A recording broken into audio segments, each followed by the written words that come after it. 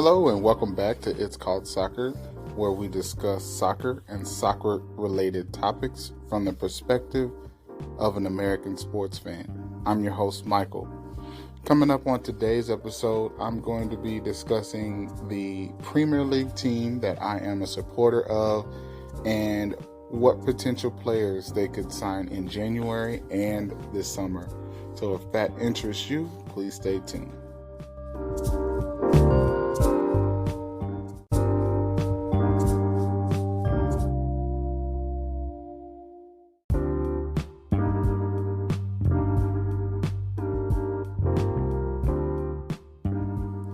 Okay, so I'd like to just get it out in the open right now. It's confirmed. I'm a Chelsea supporter. Yes, the rumors are true. Now, I'm not really usually a fan of teams, but more so my fandom really just follows like a league or a sport overall. Now, I don't necessarily get caught up in like the life of one team. And maybe that has to do with something about, I don't like to root for losers, or picking the obvious winning team isn't necessarily my style either. So, yeah, I typically follow league sports as a league and not at a single team basis. But the exception here is Chelsea. And why did I become a Chelsea fan? So it's kind of messy, but here it goes. So back in like 2015 or so, when I first started watching soccer, I became a big Lukaku fan. I just love the way that man plays the game. I love how unconventional his style was, how atypical his look is. He's big, he's physical, he's strong, and he's skilled. And I love that about his game. And I also naturally gravitate towards black players naturally. Anyway, so it was through Lukaku that I became a Chelsea fan. And what all went wrong there in his second stint, that's all been well documented. But the good thing that I got out of all of that experience was that my Chelsea fandom really remained true and stayed strong. I just love the club. I love the rich history and everything that the club has. And that really is going to bring me around to the inevitable striker situation that Chelsea is faced with now. So, in training, Armando Broja, I think I'm saying his name right, tore his ACL, and he is already confirmed out for the season, missing a minimum of 5 months up to 12 months. So he's done. Chelsea was already struggling with that striker situation, and this really just created some more exigency around our search. Now, I was really looking forward to what he was able, or what he was going to be able to contribute, and I'm really, really sad for him that he lost, or he basically was robbed of the opportunity to show what he can do for the rest of this season, especially since he is an academy graduate. But now we have to find a replacement.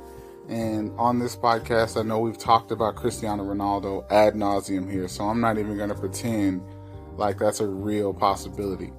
But realistically, some names that I've heard that I'd like. Here goes. Dusan Vlahovic, I think is his name. He's a striker for Juventus. I don't know that I'm a fan or not a fan of his game. I recognize that he's really good, and I don't know. I heard he's really gettable, even in January with all that's going on at Juventus. So we'll see how that plays out. There's Memphis Depay, who I've been a fan of for a really long time. I know he used to be in the Premier League back when he played for Manchester United, a lifetime ago at this point. So I'd like to see him come back to the Premier League. I also know that since he is a Barcelona player, over the summer they kind of yanked our chain a little bit and jerked us around in negotiations. And so I don't know how well or how easy or how fun negotiations are going to be with Barcelona to get the PI services. So that remains to be seen. Marcus Thuram, I think he is at Borussia Mönchengladbach. From what I hear, big, physical, powerful, strong striker, fast, in the mold of Lukaku. Maybe that's something that they want to go forward with. Maybe it's not. I don't know much about him. Joao Felix, big future star written all over. I mean, he's a current star. I don't know if there's a loan with the option to buy type situation there. But, I mean, he is magnetic. He is a star. I don't even think we have any current Portuguese players on the roster right now. I'm thinking, but I can't think of one. Correct me if I'm wrong in the show replies. But he would be awesome to have. Now, a player that I personally like a lot also is Ivan Toney. And then with Ivan Toney, it's sad because I think I saw something about him facing some possible sanctions for some gambling involvement. And so I'm not sure how well that part is going to go. So that's a wait and see. But I will be really, really excited to see him come on over to Chelsea. I mean, that would be fun to watch. He's talented. He's exciting. He's fun. And he's English. I think it'd be fun to watch. Jonathan David, I like the prospect of him as well. I don't know how gettable he is, especially in January. I know offensively he has a lot of tools. He's 2-footed, and he is a willing defender. And that's going to be something that's huge as well. He's a willing and capable defender.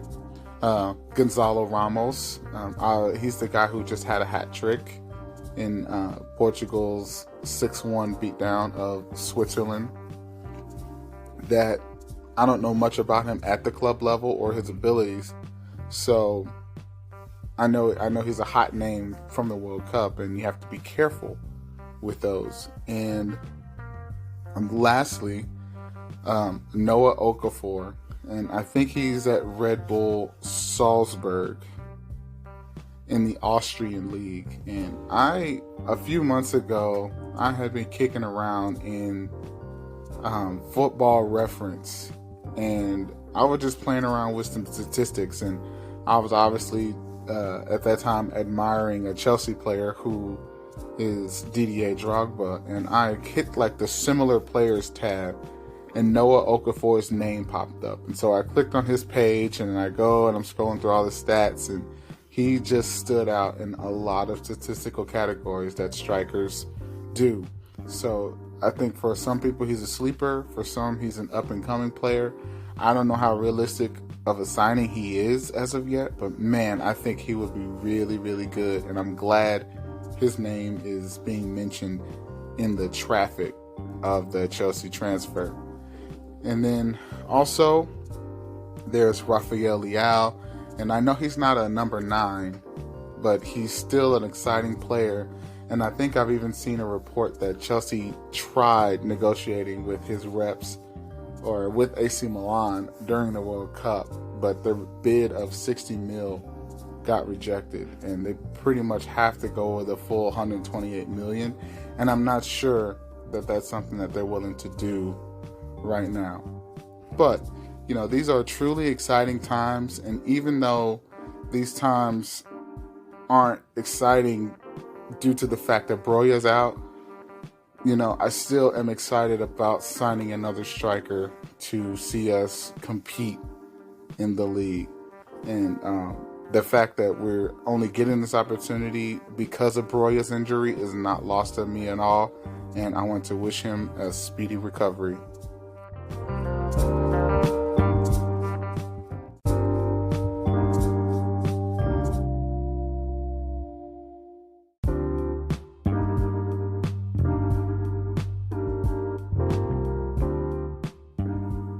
All right, ladies and gentlemen, that is going to do it for today's episode.